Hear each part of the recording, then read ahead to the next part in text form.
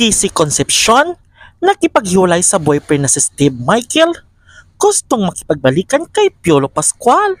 OMG!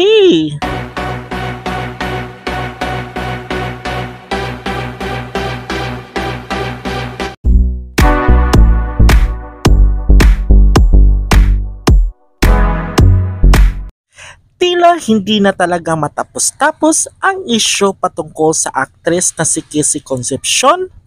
Laman sa mga artikulo at kalat na naman sa social media ang di umano pakikipaghiwalay ni Kissy Concepcion sa boyfriend nitong Swiss-Filipino na si Steve Michael Wottrich sa di malamang dahilan.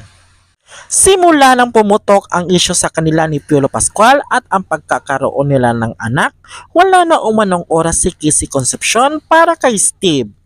Ngunit ayon sa aming reliable source, kaya gustong hiwalayan ni Kissy Concepcion si Steve ay gusto pala nito na makipagbalikan sa ex nitong si Piolo Pascual.